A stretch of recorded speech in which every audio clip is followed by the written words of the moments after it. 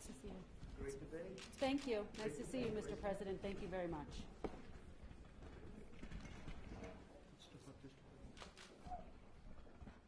You all set?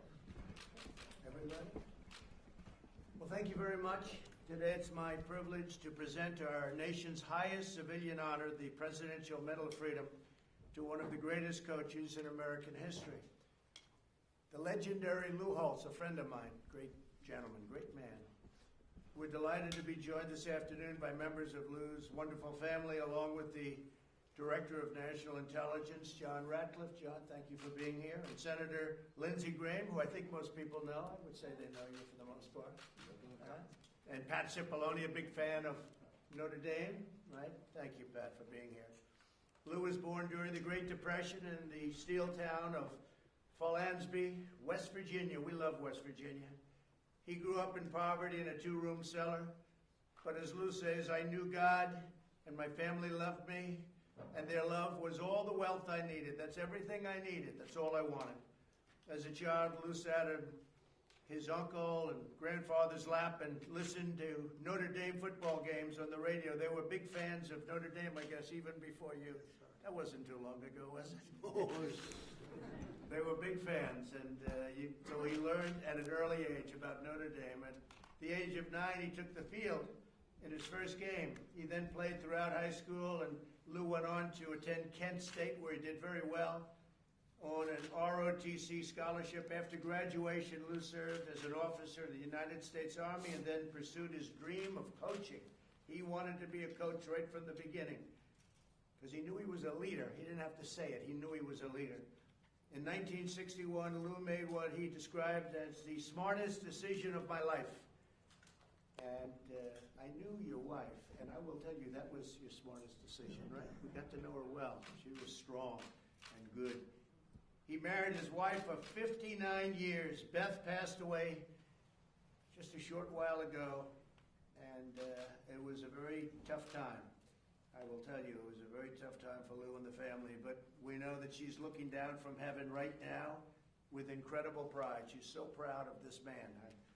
I got to know her over the last few years, and she was a great woman, but she's looking down right now. She's very proud of you, Lou. In 1969, Lou became head coach of William & Mary, and over 3 seasons, he won the Southern Conference and led the Tribe to their first bowl game in 22 years. And by the way, and I have to tell you, when we were researching this out, I knew he was supposed to be a good coach, but I didn't know how good he was because these stats are very amazing. You'll see. And I was really very impressed, John. I will tell you. Lou then became head coach of North Carolina State, which had won only 9 games over the previous 3 years. Not too good. He took it over, and under Coach Holtz, they won the ACC title and achieved the highest national ranking in NC State's history. Lou went on to coach, and so I guess you were making a lot of money by this time because they were trying to get him to go to all these different schools. He was a hot coach. Nothing like being hot, right? He had his choice. He had his choice of going to a lot of different places. Lou went on to coach at the University of Arkansas. He built the Razorbacks up from a 5-5 record into a top 5 team in the nation. They won everything. Lou left Arkansas with the best win-loss record ever and a very fat bank account. He then coached at the University of Minnesota. You were making a lot of money all of a sudden. Huh? I know how that works. He then coached at the University of Minnesota, which was ranked dead last in the Big Ten. Before he signed his contract, he prayed, and then he did something that was unprecedented. He inserted a clause with great negotiation talent, which he has, they call today the Notre Dame clause. It stipulated that if Lou did really well and went to a bowl game, he would be free to go to Notre Dame should they ask him to go. So he had something going, right? You great football player. You are some player, I tell you. You are something. You just and you weigh about 30 pounds less than you weighed when you played in the NFL, right? I'm very impressed. In just 2 years, he secured a top 20 ranking and propelled the Golden Gophers to victory at the Independence Bowl. So he was on his way to Notre Dame. He knew it. Nobody else did. I guess the Notre Dame officials knew it. He was offered a coaching job at Notre Dame immediately. And he also took it immediately, as much as he loved the team that he just left. When he became the head coach a year later, the Fighting Irish were a losing team. They were doing very, very poorly. Lou got to work and quickly returned Notre Dame to the status of a football powerhouse and the legend that they were. At the end of Lou's first season, the team faced off against their arch rivals, the University of Southern California Trojans. The Fighting Irish were down 17 points in the fourth quarter, but they soon pulled off Notre Dame, one of the greatest comebacks in college football history. They scored 2 touchdowns in less than 8 minutes and then kicked a field goal in the final 2 seconds of the game. At that moment, Holtz said he felt the spirit of Notre Dame. He loved Notre Dame. And do you still remember that game? Oh, very good. My son roughed the punter. No, I can't. You weren't too happy about that. Oh, no. I understood why certain species of animals devour their young. So your son has a little of you in him. For the next decade, the Fighting Irish won 80% of their games and went to 9 consecutive New Year's Day Bowls. And in 1988, the cover of Sports Illustrated said, Notre Dame is back. Notre Dame is back. He was on the cover of Sports Illustrated and many other covers. Notre Dame remained #1 in the country for the longest stretch in the school's history. See, I didn't know all this stuff. I knew you were a great coach. I didn't know you were this good, to be honest with you. This is beyond a great coach. So you had the longest streak in the history of Notre Dame at #1. What do you think about that, Lindsay? Sounds like you in the Senate. Yeah. So we don't. He had an easy race. You know, he had an easy race. The problem was his opponent had $140 million. That was a record, I guess, wasn't it? Huh? Guess what? Here's Lindsay. During the tenure at Notre Dame, Lou coached a record number of games, secured 100 victories, and delivered Notre Dame's most recent national championship. So he did some job at Notre Dame. Then Lou became the head coach at the University of South Carolina, which he loves. He loves South Carolina, which had won only 1 bowl game in 108 years. He was going to take it easy, and then he gets another offer. Man, oh man, I'm watching that money just pile up. He was going to go and just relax now. He did his thing at Notre Dame. He won national championships, the longest streak. Then he goes to the University of South Carolina, and I can imagine why. You do like money a little bit, don't you? He was offered a big deal.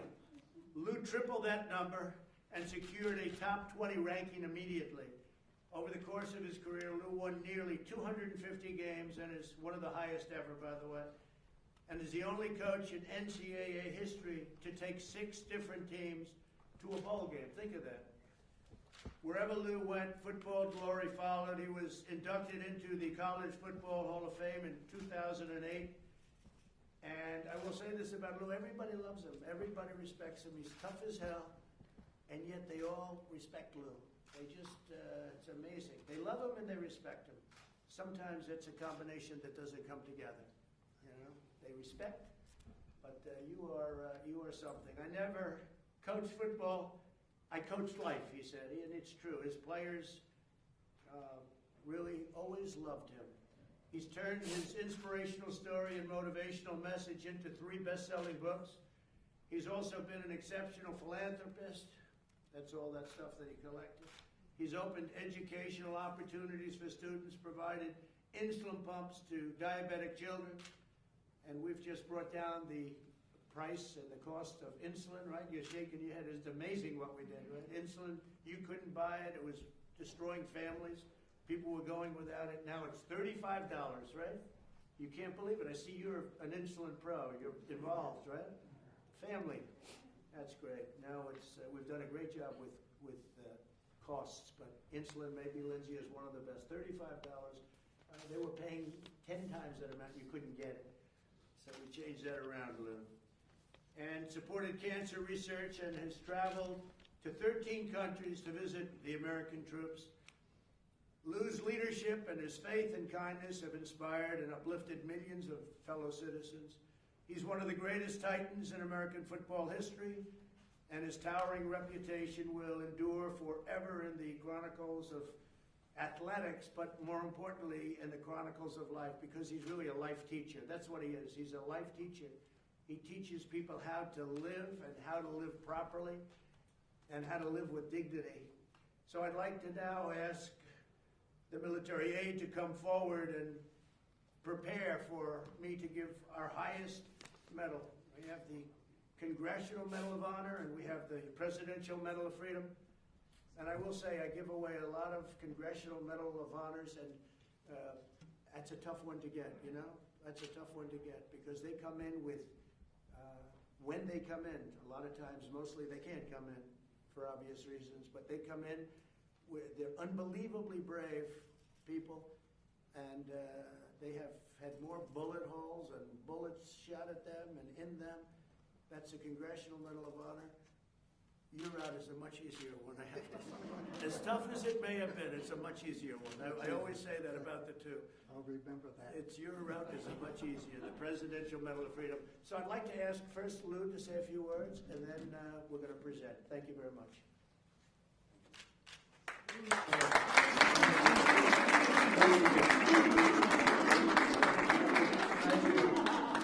Thank you, Mr. President. I'm humbled by the various comments and the opportunity to receive this award. But I want to assure you how proud I am, not only to receive the award, I'm even prouder to receive it from President Donald Trump, who I think was the greatest president during my lifetime, and the things you've done for this country, giving people the opportunity. As far as I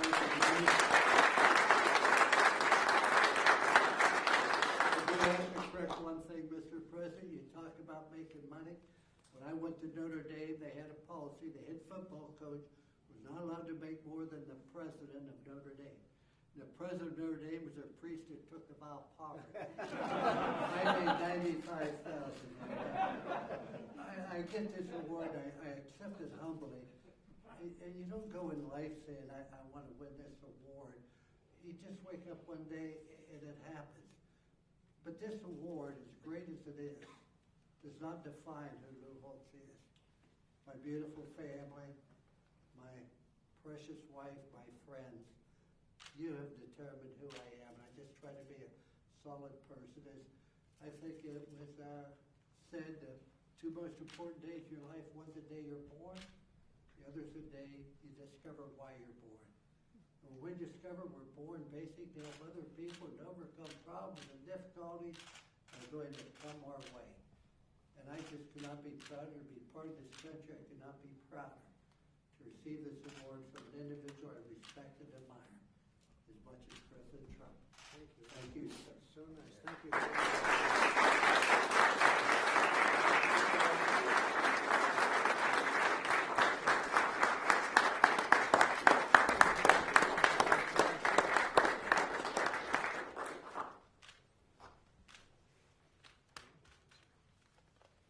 Attention to orders. Louis L. Holtz, an American sports legend, is awarded the Medal of Freedom. A member of the College Football Hall of Fame, Holtz's achievements include 249 wins, 12 bowl game victories, and a national championship. He is the only football coach to lead 6 different programs to bowl games. His tenure at Notre Dame was historic, securing 10 straight winning seasons and the 1988 national championship. Off the field, he's a staple of sports television, a powerful motivational speaker, a devout Catholic, and a dedicated philanthropist. The United States proudly honors Louis L. Holtz for his contributions to our nation. Signed, Donald J. Trump, the President of the United States of America.